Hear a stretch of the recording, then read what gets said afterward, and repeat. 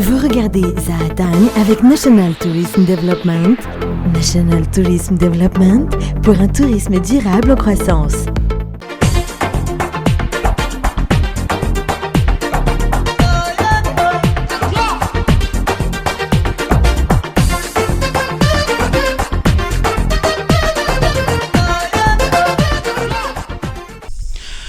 Tsika rehetra mpanaraka ny fandarana Zahatany tompoko klasy tompoko vavy aty amin'ny Allée des Baobabs Bekonazy aty amin'ny commune ambanivohitry ny Bemanonga aty eto Morondava no iainga ny fandarantsika androany. Ity Allée des Baobabs ity dia isan'ny toeram-pizahan-tany ny sarika mpizahatany ho tonga teto Madagasikara nandritra ny taona maro fa ny tamin'ny taona 2012 no tena ho jerentsika. Ijery amin'ireo fototra ireo baobab ireo tsirairay zany sika misy antotanisa maromaro marodrefy izay manambara milaza ny firosony fizahantany tamin'ny taona 2012 izay. Ito misy fotorana baobab iray zany ho jerentsika voalohany hoe inona ny antotanisa misoratra na isa misoratra amin'ity fotorana baobab iray ity. 5,3 hetsy ny isana mpizahatany tonga teto Madagasikara zany. Raha 5,3 hetsy ny isa mpizahatany tonga teto Madagasikara, firy amin'ireo ary ny tonga taty Menabe. Dia ndraitsika hijery fotorana baobab anankiray indray manambara an'izay hoe firy ny isany mpizahatany tonga taty Menabe. Arak'ity antotanisa eto ity zany nomeny avy eo anivony ofisy patry ny fizahantany dia nisa 7 alina zany ny isan'ny mpizahatany tonga taty amin'ny faritry Menabe tamin'ny taona 2012. Raha oharina tamin'ny 5 taona lasa dia niakatra io isa io satria tamin'ny 2012 zany dia 9,9 sy arivo sy ray alina ny isan'ny mpizahatany tonga taty. Niakatra 2 alina zany tamin'ny 2012, niakatra 7 arivo sy 2 alina zany tamin'ny 2012, somary nena kely tamin'ny 2012, nisy fiakarany be zany tamin'ny taona 2012. Inona ny antony nahatonga an'izay? Andeha ho fantaritsika ny fahatsapahany ireo mpisehatra amin'ny fizahantany, indrindra ny tompona andraikitra ara-panjakana sy ny tompona andraikitra ao anivon'ny ofisy patry ny fizahantany aty Menabe ny tena antony nahatonga ny fiakarany io. 2018, on a eu une très forte baisse, ce qui a vraiment impacté l'activité du tourisme dans le Ménabé et toutes les activités avoisinantes au tourisme, car il faut savoir que nous avons aussi beaucoup de prestataires. Suite à cette situation-là, nous avons fait appel aux responsables sécuritaires de prendre des décisions fermes. Et je tiens à remercier ici Monsieur le Président de la République, les responsables sécuritaires de la police, de la gendarmerie, de l'armée, pour tous les efforts qu'ils ont effectués. Et le résultat, c'est qu'à l'heure actuelle, et je l'espère que ça va continuer, au niveau sécurité, la région Ménabé, on peut dire que c'est une situation qui est calme. On n'a presque pas eu d'attaque contre les touristes. Même au niveau du centre-ville de Morondava, tout est calme, il n'y a pas d'agression ni quoi que ce soit. Alors, c'est quoi l'impact sur le tourisme? Alors, l'impact réel qu'on voit actuellement sur le tourisme, c'est qu'on a eu une augmentation de la fréquentation du Ménabé. Nous sommes passés à l'heure actuelle, d'après les chiffres de octobre 2019, à plus de 20 000 touristes, chose qui n'était pas arrivée en 2018. Nisy mihitsy ny ezaka lehibe izay nataon'ny fitondram-panjakana ho fampandrina an'izay fahalemana izay fa tena nampitaraina mihitsy tamin'izay 2 taona lasa izay ny resaka sécurité taty amin'ny faritry Menabe ka tena nanao ezaka be mihitsy izy ny aino ny taraina ny avy aty amin'ny faritra ny ministère zany sy ny fitondram-panjakana foibe ary hita fa tena niakatra ihany ny tahany fréquentation ny tourisme taty. Aty amin'ny renoranon'ny Tsilobina misy atsika amin'izao fotoan'izao misy an'ity fitaovam-pitaterana anankiray kanoto moa zany antsoina azy aty. Ny antony mahatonga an'io atosika dia noho ny fiainan'ny rano, noho ny fiovaovan'ny toetrandro. Raha mitodikatoko koa tsika alefaso kely atsany ilay caméra tsy tantaraina intsony zany zao zao ny zavatra hita saika manodidina ny amoron-dranon'ny Tsilobina avy aty Maindrovazo, Dorotanety, efa teboka 10 angamba ny hitanay zay tamin'ity sisiny ity hatramin'izay adiny 5 Nialanay teny amin'ny fiangano zay ka mitsinay tongavana zany dia ny fanentanana antsika amin'ny fiarovana ny tontolo iainana tsy fanimbana ala. Zao zany la tokony ny lalana ataontsika hoe ady-pamantaranandro vitsivitsy lasa ny mitombo. Amin'ny lafiny fizahantany taloha teo somary napatahotahotra ty manao fidinana amin'ny rano tsiribina miainga avy any Medvazy Masekapy zay fa amin'izao efa tsisy atahorana tsony zany amin'le fandriam-pahalemana.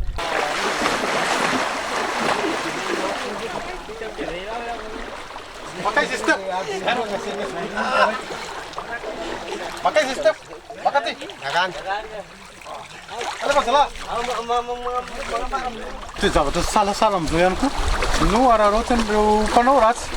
Ny dalo moa zany no nahafantarana azy fa amin'izao tsisy atahorana tsony ny manao desantiny tsiribina ho an'ny tsika zany zay mpanao fizahantany indray zay.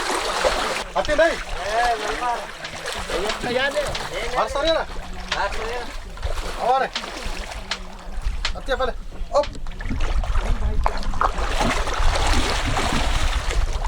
Oh!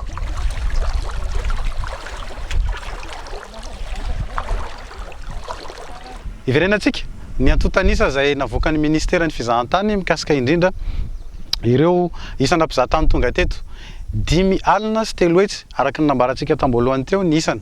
Zany hoe ny tombo 20 isan-jato ny tamin'ny taona 2024 zany ny isan'ny mpizahatany tonga teto Madagasikara raha oharina tamin'ny taona 2024 sy 2024. Marika tsara zany amin'ny fandrosoan'ny fizahantany eto Madagasikara. Andeha ary aloha iresaka vetivety koa tsika amin'ireo mpandraharaha eto Morondava mikasika indrindra hoe inona no fahatsapahany zareo ny antony nahatonga anio fitombo mihoatra ny 20 isan-jato raha ohatra ka amin'ny taha amin'ny isan'ny mpizahatany tonga zany amin'ny ankapobeny eto Madagasikara. Rabanao Toto. Rabanareo Zatany. Tonga soa aty aminay, tonga aty amin'ny Chemagy. Ie. Fantatra moa zany tamin'ny tao-pizahantany 2024 iny hoe nisy fitombony ny isan'ny mpizahatany tonga aty Morondava. Ahoana ny fahatsapahanareo an'izay? Inona ny antony? Tena nisy fiantraikany any amin'ny lafiny ara-toe-karena satria ny androborobo nisy foana tamin'ny saison tena tsy naharaka ny resaka fampanofana fiara satria tena hita eo tena niopapana be le fangatahana nefa le teo tanan'le teto toerana tsy de misy tena misy tonga avy any Antananarivo milatsaka maketo manao an'izay asa izay. Inona ny fahatsapahanareo hoe tena nampisan'izay fiakarana zay zany? Voalohany indrindra aloha dia teo izay fandraisana andraikitra ny raitsa mangaika ao amin'ny sehatra izay na eo amin'ny lafiny resaka filaminana zany dia tena nisy an'izany hoe fiara misalama izay fampiroboroboana fizahantany zay ohatra ny hoe fanamafisana ny resaka filaminana ny ambanivohitra amin'ireny toerana fandehanana ireny reny toerana fandehanan'ireny vazaha ireny dia namafisina izay filaminana zay dia nisy zany rehefa masositsivana nataon'ny ministeran'ny tourisme izay isaorana manokana tamin'ilay masotsivana sy resaka hoe formation anaotraikefa nomena n'ireny mpisehatra ao anazy hoe nanomena fiofanana zao mikasika ny guide namena fiofanana ihany koa ireo piroguier manomboka mahay izay zavatra izay. Moa zany tsy maninona ka azo eto mangatsiatsika koa. Itojo Alex dia responsable marketing eto amin'ny Remote River Expedition sady mpitardy zay ny fanazavany mikasika ny fahatsapahan'ireo ny antony na mpiakatra ny isan'ny mpizahatany tonga taty Menabe tamin'ny taona 2024. Rehefa ny mpandraharaha zany no miteny hoe nety tamin'ity taona ty aitsika raha ambadiky an'izay fa zao sao dia adinitsika hoe aleo fatarina koa ohatry ny ahoana ny fitombon'ny mpizahatany zany tonga teto Menabe satria mihoatra ny 20 isan-jato ny amin'ny ankapobeny tonga teto Madagasikara tamin'ny taona 2024. 730 isan-jato be zao raha oharina tamin'ny taona 2024 ny tahany fiakarany mpizahatany tonga taty Menabe. Manampirofo ny tenin'ny mpandraharaha teo zany tenin'ny Tojo Alex teo io fitombony io antotanisa io raha amin'ny isan'ny mpizahatany tonga taty Menabe zany no resahantsika. zay ny mason'ny mpandraharaha fa iresaka amina société civile atsika ohatry ny ahoana zany fijery ny resaka fizahantany zany raha hoe maso ivelany tsy mpisehatra tsy ao anatin'io sehatra io no mijery azy ato amin'ny faritry Menabe nanantona zahay tompona andraikitra iray eo amin'ny plateforme antsoina hoe FIV ny société civile fiarahamonim-pirenena aty Morondava.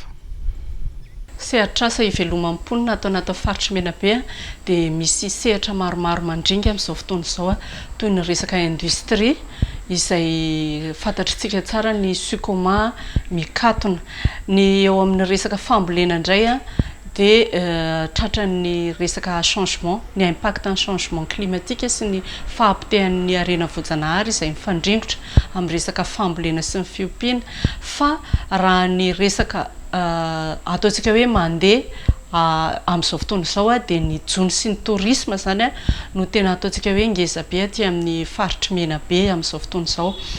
Raha ny firaisamonim-pirenena dia nahita niaraka tamin'ireo antsoina hoe task force régionale ny hoe anisan'ny paikady ngeza be koa ny famahana ny resaka tourisme na ny fampiroboroboana ny resaka tourisme eto amin'ny faritry Menabe mba ahafahana anankiray voalohany miaro ihany koa andreo harena voajanahary izay ataontsika hoe sisa tavela satria impliqué tsika ao anatin'izay resaka écotourisme zay ny vondron'olona ifotony mahazo tombony izy ka afaka miaro sy manarina na hoe mamerina ny laony andreo harena voajanahary ireo zany hoe misy retombée économique sociale any aminy zany ny écotourisme anisan'ny paikady amin'ny fanjakana ilay famola volana na ny hoe fampitomboana ny fahalalana sy ny traikefan'ny tanora manodidina ny fizahantany raha tamin'ny 2024 ny roborobo be izay fanomanana sy ny fanofanana tanora mahakasika an'izay fizahantany izay ka nahafahantsika manatsara ny service nantolotra eny anivon'ny mpikarakara ny fizahantany. Miovaova ny sary rehefa hita amin'ny allée des Baobab ety Morondava ity amizao izy mandravana satria tonga ny orana fa mbola misy zavatra anankiray tena tsara ho fantatra koa fa le lokony koa miova raha ianao naka sary taty na nahita sary taty amin'ny fotoana tsisy orana iny tsy ohatran'io ny lokon'le Baobab fa zao izy hafa mihitsy satria manomboka maitsomaitso dia mifoka rano avy eo ambany eo koa ny Baobab mahazo an'le orana miova araka an'izay koa ny lokony zay ny tena exceptionnel an'ity hazo anankiray ity fa manitana foana zay zany tonga ava aty ny misy antotanisa maromaro zany fantatsika 5 alina sy 3 hetsy nisy mpizahatany tonga taty niakatra mihoatra ny 20 isanjato ny fahatongavany mpizahatany teto Madagasikara ny teto Morondava teo amin'ny 3 alina teo nisy mpizahatany tonga taty tamin'ny 7 dia niakatra zany roarina tamin'ny taona 7 7 isanjato izay ta izay zany hoe nisy asa mafy zany nataon'ny tompona andraikitra teo anivon'ny fitondram-panjakana miainga avy any ministère-ny fizahantany zany ka hatraty amin'ireo office patry ny fizahantany nanao fampafantarana ny toeram-pizahantany rehetra misy eto amintsika satria saika ahitana office patry moa zany isam-paritra eto amintsika eto rehefa natao ihany koa zany ny fiakatriny na ny hoe taux de croissance tao anatin'ny 10 taona teto Madagasikara teto dia jerentsika indray aloha ty fotorana Baobab anankiray ty fa atsika mahita an'izay tamin'ny taona 20 hatramin'ny 20 farany teo dia raha natao zany ny taux de croissance ny fahatongavana mpizahatany eto Madagasikara dia niakatra mihoatra ny 2.5 isanjato tao anatin'ny 10 taona io aza dinoina fa ny tanjony ny fitondram-panjakana amin'izao fotoana zao dia ny hanatratra ny isana mpizahatany hatramin'ny 5 hetsy ao anatin'ny 5 taona zany hoe hatramin'ny 3.20 any zany dia hatramin'ny 5 hetsy ny isana mpizahatany hotratrarina tsika amin'izao fotoana zao averina foana fa 5 alina sy 3 hetsy ny tonga teto Madagasikara tamin'ny taona 7 eto Morondava aty amin'ny faritra Menabe aty dia isan-karazany, zany hoe manana volotany samihafa zany sy maro ihany koa ireo toeram-pizahan-tany na ny zavaboary isariana mpizahatany eto. Tamin'ny farany teo zao tamin'ny taona 2012 any no resahantsika dia nankatoavin'ny ministera ny fizahan-tany ho toerana mpizahan-tany ara zavoary na écotourisme ny toerana antsoina hoe Kivalo ato amin'ny tsy lavitra ny Télé de Baobab ty raha miala eto angamba antsika 10 km de tonga any ao zany misy an'le mangrove efa naratsika tamin'ny fandarana zahatany teto ihany koa zay tamin'ny taona 2012 iny fa andeha hitady olona anankiray zay tsika hitantara amintsika hoe nanahoana moa zany rehefa nisy an'izay fankatoavan'ny ministera ny fizahan-tany zay an'io toeram-pizahan-tany io nanahoana ny fiantraikany tamin'ny fampivoarana ny fizahan-tany tato amin'ny faritra Menabe indrindra teto Morondava.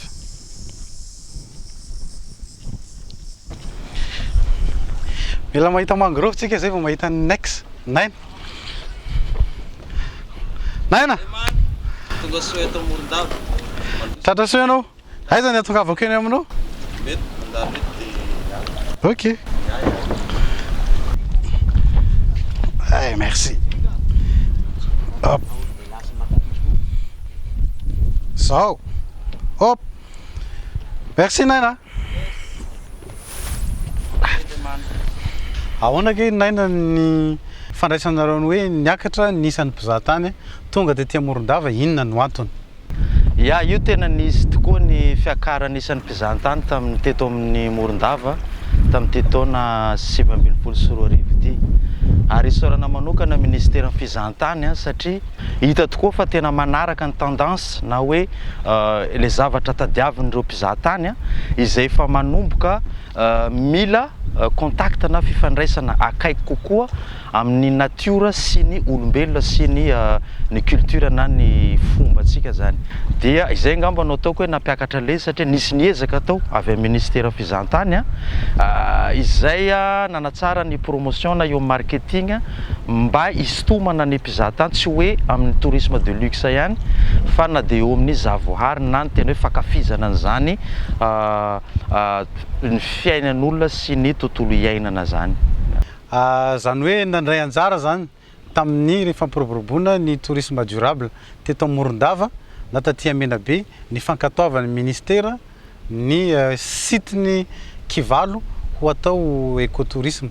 Tena nety ary mifanaraka tsara mitetika asa fampandrosoana ny fizahan-tany ny nankatoavany nanekeny ministera ny fizahan-tany an'io Kivalo io satria ny teo miresaka promotion zay zany dia lasa nampalaza Morondava zany le io site écotouristique io zay manome lanja an'ireo communauté ireo zany hoe vitrine zany io Kivalo io raha eo miresaka écotourisme mangrove eto a Morondava ary nanome asa ihany koa ho an'ireo olona egny fotony araka zao hitantsika zao misy ny hatrampitondra lakana zany lasa mahazo torona fitondrana mpizahatany amin'izao fotoana zao. Dia izy moa lazaina teo zay hoe isorana ministera ny tourisme izay efa nisy ihany koa zany ny atelier na fivoriana be da be izay nijerena hoe ahoana n'izay anaovana an'izay nisan'izay ohatra teo ny atelier congrès international ny Baobab izay niarahana ministera ihany koa ho fampahafantarana bebe kokoa ny fivelarana tokony hisy eo amin'ny zavoary mba ahafana manome asa olona misimisy kokoa sy indrindra eo amin'ny fiarovana fiatrena zay fiovaovan'ny toetrandro zay. Ny misy antsika amin'izao fotoana zao dia ato anatin'ny mangrove, ato anatin'ny alaonko avy eo amin'ny seranatsambo-ny Morondava mivoaka ny Betany. Ty moa zany dia efa tafiditra ihany koa anatin'ny olika na circuit atrandrahany reo fikambanana guide izay manome lanja ny zavoary na ny écotourisme zay misy andry nex na naina ka azo atao tsara ny manoka-potoana mitsangatsanga aminy rehefa miakatra tahaka zao ny rano mba halalanao hoe ohatry ny ahoana zany mitsangatsangana ambony ranomasina fa ato anaty mangrove sady ato anaty ville. Isorana ianao Naina nanaiky natao nametrahana fanontaniana tato anatiny fandarana zahatany. Ya raha mahita eto aty Morondava ny resaka raha ny tombo mihoatra ny 1.5 isanjato ny taux de croissance tao anatin'ny folo taona teto Madagasikara amin'ny ankapobeny zany teto amintsika taty Morondava 4.3 isan-jato tamin'ny teo anelanelany 7.2 sy 7.2 zany io taremarka io la mitadidy tsara atsika midika zany fa averiko foana matanjatanjaka ny asa sy ny fifikiran'ireo ampisehatra amin'ny fizahantany zany hoentina ampivarana an'izay ato amin'ity faritra ity ka misy toerana maromaro izay mahasarika mpizahatany aty Menabe aty Morondava aty 5.3 niresahany naina tamintsika teo tao anatin'ny efa-bolana fa rehefa tao amin'ny ao Kirindi Forest aty Morondava ihany misy an'izany dia eo amin'ny 100 amanjatony isan'andro eo ny mpitsidika tonga ao raha tsika makany amin'ny Kirindimité 500 isa-taona ny mpitsidika tonga any raha tsika maketo amin'ny Allée des Baobab tsy latsaky ny 500 isan'andro ny olona tonga eto ohatra mitovitovy amin'izay ihany koa rehefa makany amin'ny Tsinginy Bemaraha tsika izay hoaratsika rehefa avy eo ny Tsinginy Bemaraha tsy latsaky ny 300 na 500 isan'andro ny mpizahatany tonga any rehefa amin'ny fotoam-pizahantany iny andinga ho any amin'ny Tsinginy Bemaraha vetivetsika Madagasikara sy ny endémicité na ny tsy fisian'ny zavatra tsy fahita firy eto ambonin'ny tany raha tsy eto Madagasikara ny biby sy ny zavamaniry ny tena alalànan'ny Madagasikara amin'izay zany hoe ny 5.20 isan-jato ny zavatra misy eto ambonin'ny tany dia saika eto Madagasikara avokoa no mbola ahitana azy amin'izao taon-jato misy antsika zao ny toerana misy anay ity aty amin'ny Tsinginy Bemaraha izay samy ahitana karazan'ireo biby ny vorona ny zavamaniry endémique ihany koa eto amintsika fa Tsinginy Bemaraha dia isan'ny toerana anankiray tokana maneran-tany amin'ny tantarany satria ireto vato manoloana antsika zao ato anatin'ity vato ity zao dia vato niforona tany amin'ny 200 tapitrisa taona tany no niforonany zany hoe boribory zany zao vato maranidranitra lasa tsingy fantatsika amin'izao fotoana zao reto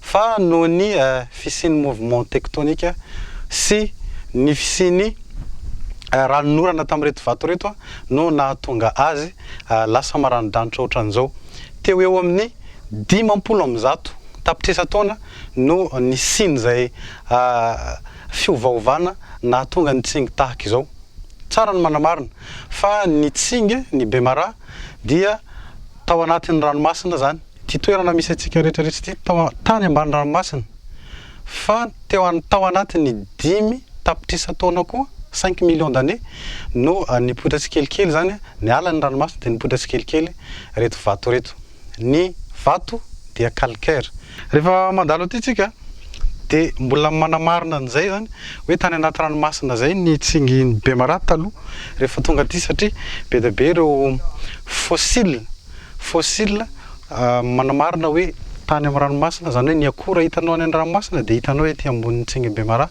aty amin'ny 5.90 metatra ambonin'ny ranomasina hafa kely ty toeran'ity tsingy ty fa tsara ihany koa ny afantarantsika fa tsy misy tsingy ny lafiny atsinanan'ny Madagasikara fa ty amin'ny faritra andrefan'ny Madagasikara atsika no mahita an'izany tsingy zany ka izay indrindra no isan'ny mahaliana ny mpikaroka tamin'izany fotoana mahaliana n'ireo archéologue mahaliana ny mpizahatany mandeha manao fikarohana mandeha mitsidika amin'ity toeran'ity ny tsingy dia misy aty Bemaraha misy tsingy tahaka an'ity koa any Mahajanga misy tahaka an'ity ny any Ambilobe tsara daholo ny ijerentsika an'izany ny foko vazimba no nipetraka tato amin'ity Tsinginy Bemaraha ty hatramin'izao ary moa araky ny tantarany ray aman-dreny be eto Bekopaka dia mbola misy vazimba mipetraka ato zany tsy mahafoy an'ity toeran'ity fa ny manamarika ny olona izay mandalo mandeha mitsangatsangana aty dia le fisitriana fiakarana mampiasa vatana zany toerana anankiray izay iseko anareo ity no tena manamarika ny fandalovana aty amin'ny Tsinginy Bemaraha efa manapitrisany ny sary teto eto no isan'ny toerana anankiray tena mahafinaritra rehefa mandalo aty amin'ny Tsinginy Bemaraha ty ilay tetezana mitsingevana rehefa mandalo am'ty manamarika ny am'ty de misy fiatanam-po zany eo ny mitomany misy anambo zao fotoana zao de ty amin'ny 70 metatra ao ambany koa lavaka ny tsing zany hoe maranitra ny vato ambany eo mandritra ny saison haute saison de eo amin'ny mitondra mpizahatany eo amin'ny 100 eo ny guide anankiray aty Bekopaka de ny guide aty misa 90 fa ny ankamaroan'ireo mbola mpizahatany vahiny no entin'ireo guidetsika reo ka any an-tanana antsika malagasy rehetra ho tonga aty amitsinginy Bemara.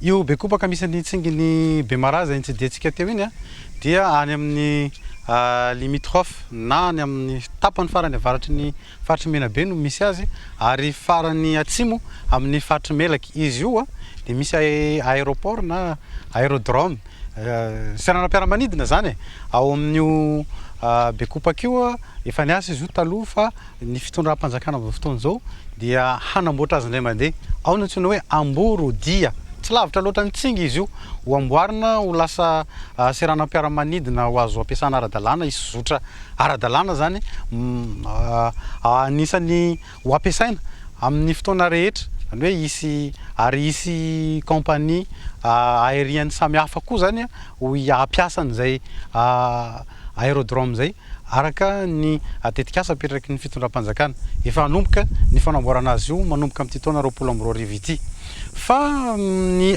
aéroport na ny seranam-piaramanidina antsoina hoe André Resampa eto Morondava dia hamboarina ihany koa ho lasa seranam-piaramanidina iraisam-pirenena efa mandeha ny dingana fiandohana zany amin'ny fanamboarana azy ity zany hoe ny fikarakarana ireo fitadiavana ny mpiara-miombonantoka hanamboatra azy ny mpiantoka asa hanamboatra azy miaraka amin'ny orinasa ADEMA orinasam-panjakana ADEMA izay mitantana ireo seranam-piaramanidina mahery 70 eto Madagasikara eto ampitoviana lenta amin'ny seranam-piaramanidina iraisam-pirenena Ivato sy ny seranam-piaramanidina iraisam-pirenena Anosy-be zany ny seranam-piaramanidina eto Morondava manomboka amin'ny taona 2022 ity zany hoe hanomboka io fanamboarana io fa ho fantaritsika aloha andehantsika ho eny amin'ny seranam-piaramanidina André Resampa zay hamantatra izany fanamboarana zany miaraka amin'ny tompona andraikitra ao.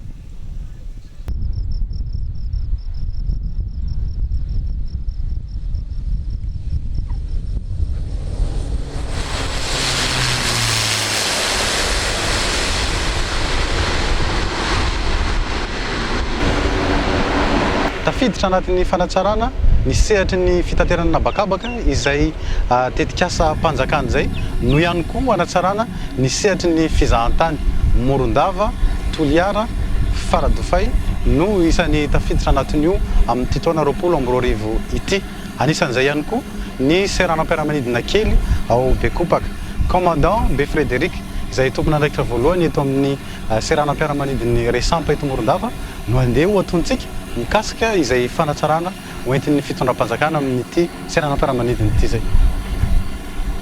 Rabanao commandant. Rabanareo mpanao gazety TVM tonga soeto ny aéroport André Resampa.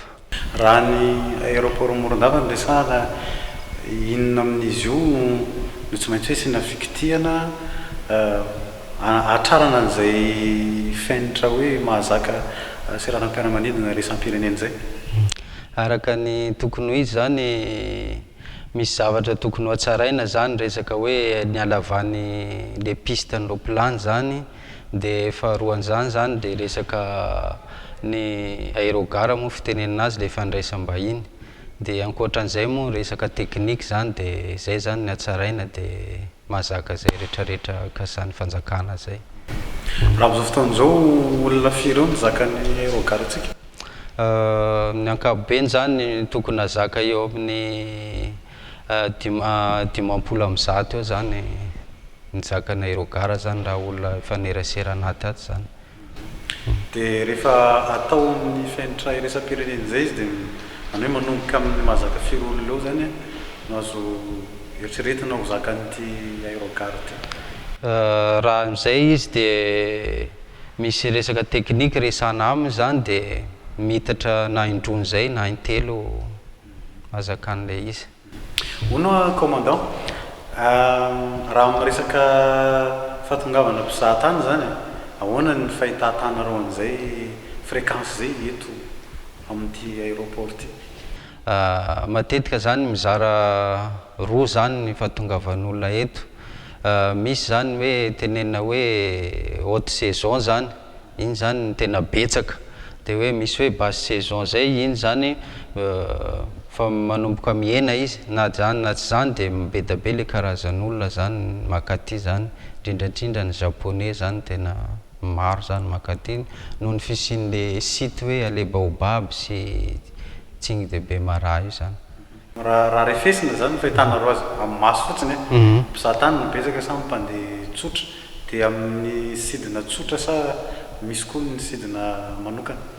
Hatramin'izao aloha le vahiny zany tena maro zany rehefa jerena amin'ny ankapobeny le izy, fa ankoatran'izay moa ny gasy ihany misy fa hoe juste kelikely fotsiny zany ny gasy fa ny tena betsaka ny vahiny. Raha tamin'ny taona 2012 ampitaitsika tamin'ny taona taloha tany, ny taona 2012, 2012 sy 2017, ahoana tamin'ny 2019? Raha amin'izao moa niaraka ny fanomezany ao amin'ny service commercial anay sy ny statistique zany, dia enim-bolana lasa zay efa mivoaka dia fahitana azy zany dia mitombo zany ny mpizahatany sy ny zotra anakaty zany amin'ny ankapobeny. Commandant, azonao hazavaina hoe raha ohatra ka misokatra amin'ny sidina iraisam-pirenena zay ty aéroport ty, azon-tsaina hoe mety fiovana fiantraikany amin'ny resaka fizahatany aty amin'ny faritry Morondava? Ia, mikasika an'izay aloha tena misy fiantraikany be mihitsy, na resaka ny resaka hôtellerie zany, na resaka ny fisian'ny asa mitombo zany ny fisian'ny asan'ny olona, ny hôtellerie, ny eo koa fanatsarana ny resaka setra ny fizahantany amin'ny manodidina zany. Zay zany hitako tena fiantraikany ankoatra ny fidiran'ny vola vahiny zany amin'ny toerana anankiray iantefany zay. Sotranao commandant? Ia. Nanaiky nandainay teto amin'ny aéroport récent? Misaotra anareo ekipa zahatany, nafoy fotoana nandalo eto amin'ny aéroport André Resampa Morondava. Misaotra tompo. Misaotra tompo.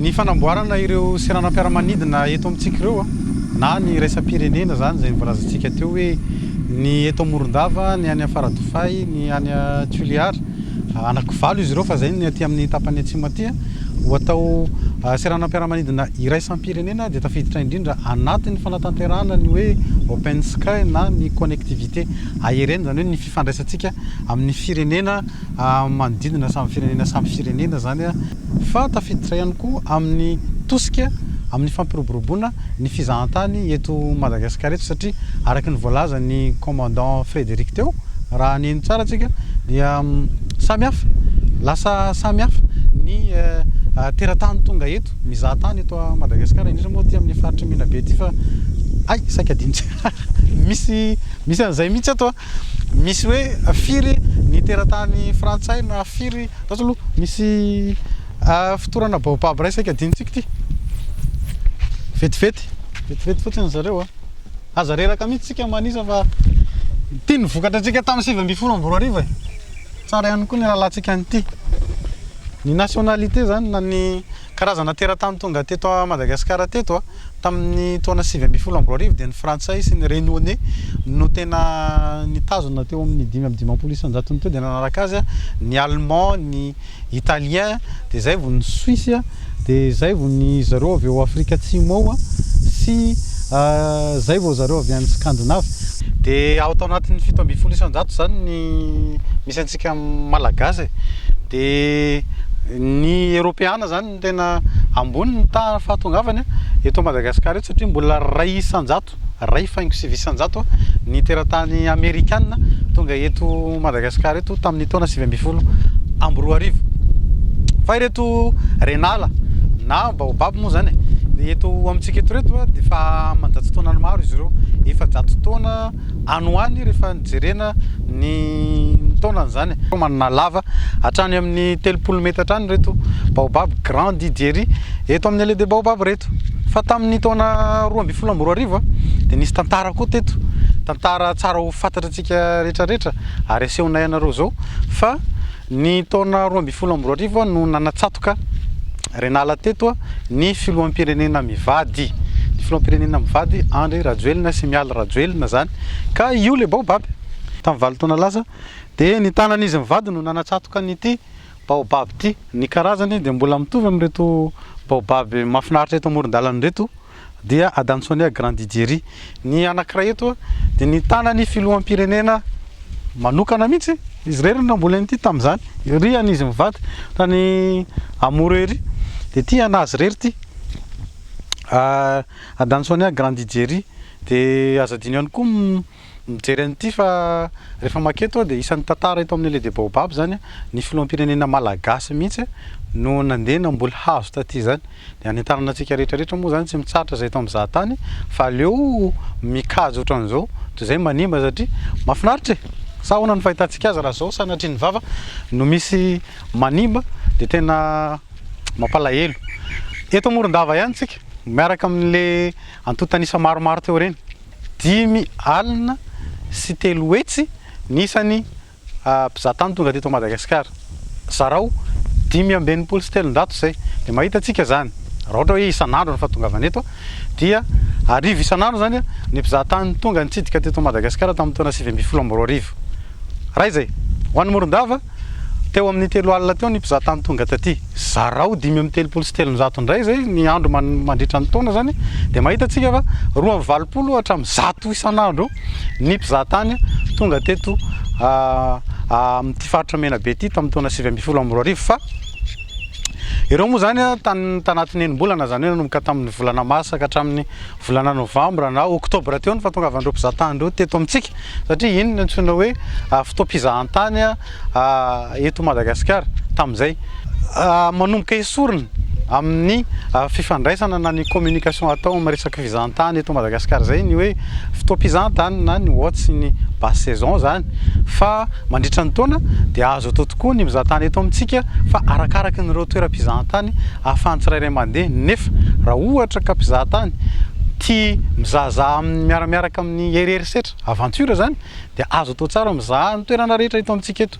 Ohatra zao hoe ty allée des baobab ty zao de azo atao ny mitsidika eto mandavan-taona na amin'ny ririnina io na amin'ny fahavaratra de izy hitatsika zao de ohatran'izay koa ny toeram-pizahantany manaraka ao Kirindi azo atao tsara ny mizahantany ty isa taona tsy misy hoe amin'ny haute na basse saison tsara ny alalany be sy ny maro am'izany. Fa raha ohatra ka any amin'ny tsingany tsy azo de raha mitenitsika hoe fahavaratra zao manahirana ny lalana any de lasa voatoana miaraka amin'izay koa reto toeram-pizahantany ety aloha ty reto. Ny isa rehetra nijerentsika teo de isa navoakan'ny ministeran'ny fizahantany miaraka amin'ny office national ny fizahantany, ny office national du tourisme zany Madagasikara. De nisy ihany koa ny taty amin'ny faritra navoakan'ny office faritra ny fizahantany aty Menabe aty. Fa rehefa natao ro kajikajy hoe ny mpizahatany zany rehefa mandeha indrindra mpizahatany vahiny ho tonga aty amin'ny taona 20 ty de hihoatra ny 7 nasa aloha jerena le baobab eto. Ny baobab ihany no milaza marina amintsika manko de aleo mariny eto daholo. Rehefa natao zany ny fijerena ny réservation na famandri-toerana ataon'ireo mpizahatany ho tonga aty Madagasikara amin'ny taona 20 ity tamin'ny alalan'ny forward case zany hoe fomba zany fijerena nyreo mpizahatany manao réservation zany izy io firenena efa maheriny 750 ny ao anatiny eo de anatiny Madagasikara. Rehefa jerena zay prévision zay dia hihoatra ny 720 isan-jato ny isa nomenantsika tamin'ny 720 teo zany ny isan'ny mpizahatany ho tonga eto Madagasikara amin'ity taona 20 ity. mila mezaka zany tsika mila miomana am'zany dia ho an'ny faritra Menabe manokana moa zany zay fiomanana zay ho fanatsarana ny kalitao ny fandraisana ny fizahantany ny accueil ireo mpizahatany tonga eto zay dia nisy ny fampiofanana ireo tanora ty an-toerana amin'ny fandraisam-bahiny ny hôtellerie zany sy ny restauration na ny fampisakafoanana ny fandrahoana ny cuisiner ny fiaraha-miasa io moa zany dia nataon'ny ministère ny fizahantany miaraka tamin'ny UNESCO dia ny mpiara-monina antoka hafa nampiofana ireo tanora ireo taty an-toerana dia vitivity aloha inoitsika hoaratsika ny fandehan'izay ny amin'ny fomba fijeriny ireo tompona andraikitra mikasika ny fizahantany eto Menabe. Raha atao amin'ny terme technique ilay izy dia ilay resaka hoe professionnalisation an'ilay métier zany ireo filière ireo métier ao anatin'ilay filière tourisme zany ohatra hoe ny hébergement, ny restauration, ny guide, ny fampanofana automobile sy ny ohatran'izay mitady an'ilay fahaiza manao satria tsy ny hoe rehefa olona te hanao an'ilay izy manana an'ilay fahafahana manana an'ilay vola ahafahany manao an'izay asa zay zany tsy de hoe tonga de mahay an'ilay izy daholo fa misy spécificité an'izany le resaka tourisme de eo zany tokony masoana bebe kokoa ampianarana an'ireo zay efa amperinasa manana an'izay professionnalisme zay sy ny izay mieritreritra ny hiditra ao anatin'ilay asany sehatry ny tourisme mba hanana an'izay professionnalisme zay ny eritreretina angambany zany dia ny isian'ny sekoly fampiofanana ohatra mba tsy andehanan'ireo tanora zay avy atao amin'ny faritra ivoaka ny faritra Menabe andranto fianarana fa hoe raha mba afaka mahavita an'izay fianarana zay izy zany ato anatin'ny faritra ihany mety ho tsaratsara kokoa zay. Alors, en ce qui concerne l'office, nous avons, Monsieur le ministre du Tourisme a fixé quelques lignes, c'est-à-dire une augmentation en général du nombre de visiteurs au niveau de la région, mais aussi un développement du tourisme national. Là-dessus, nous avons l'intention de nous concentrer là-dessus. Comme vous le savez, la région Menabe dispose de plusieurs sites très très connus, la Libre des Baobabs, la descente de la Tsiribine. À la limitrophe de la région au nord, nous avons les Tsing du Bémara. Mais pour essayer de développer encore cette stratégie du tourisme national, par exemple, nous avons l'intention de développer la visite de certains sites au niveau local. Par exemple, au nord de Morondave, il y a un site qui s'appelle Kival, qui est très intéressant pour l'écotourisme et tout. Au sud, il y a aussi Bellu-sur-Mer, qui est accessible en saison sèche. Donc, globalement, c'est de faire augmenter le nombre de touristes nationaux. Il faut savoir une chose, c'est qu'on a toujours tendance à miser sur les touristes internationaux, alors qu'au niveau national, il y a aussi un potentiel que je trouve qui est sous-exploité. Et en ce qui concerne le personnel de l'établissement, quels sont vos souhaits, par exemple, des formations ou... Nous avons constaté qu'il y a un manque de formation professionnelle qui est vraiment très palpable. Quand vous allez dans les hôtels, les restaurants, on voit qu'il y a un manque de formation professionnelle. Et nous, les professionnels du tourisme, nous le ressentons aussi. Nous le vivons même au jour le jour. Heureusement que maintenant il y a des écoles d'hôtellerie, par exemple le groupe Vatel s'est implanté ici à Morondave, a mis en place une structure de formation. Ça commence petit à petit. Bon, au niveau national, il y a l'INTH, ESVA, et il y en a d'autres aussi. Mais le souci, ce que nous constatons, c'est que les étudiants qui finissent les études ou qui finissent ces écoles-là hésitent un peu à venir dans la région Menabe. Donc nous faisons des efforts pour les attirer. Par exemple en termes d'hébergement, en termes salarial et tout, nous essayons de faire des efforts pour les attirer.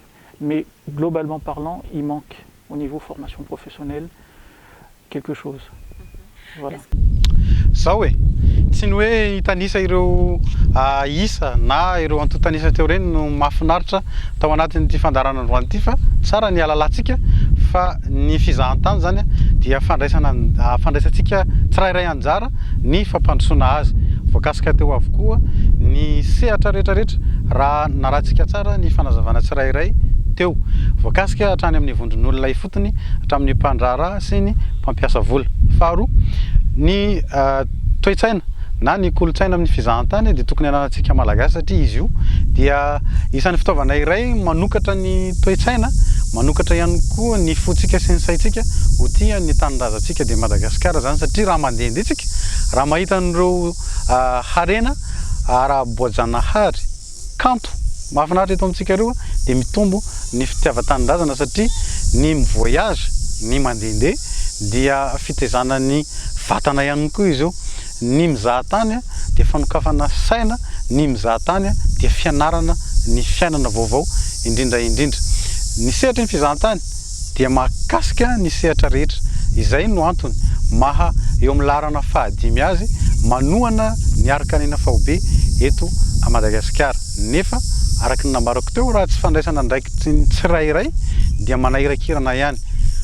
Ny fandriampahalemana indrindrandrindra no tena takin'ny sehatra ity reny ny vokatra raha ohatra ka misy ny fahalemana eto amintsika eto dia niakatra hatramin'ny 30 isanjato reny ny vokatra na ny fahatongavan'ny mpizahatany tonga eto amintsika. Tapitra ny fandaharantsika zahatany androany.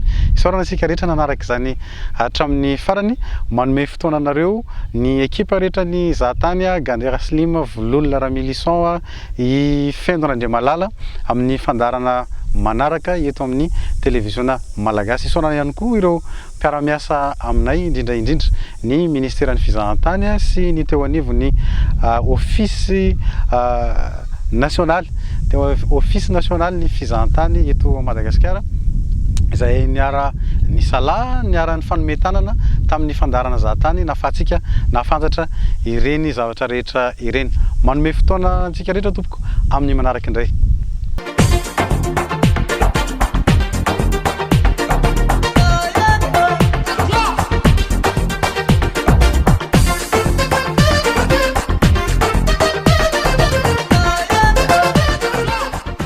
Vous avez regardé Zahatan avec National Tourism Development. National Tourism Development pour un tourisme durable en croissance.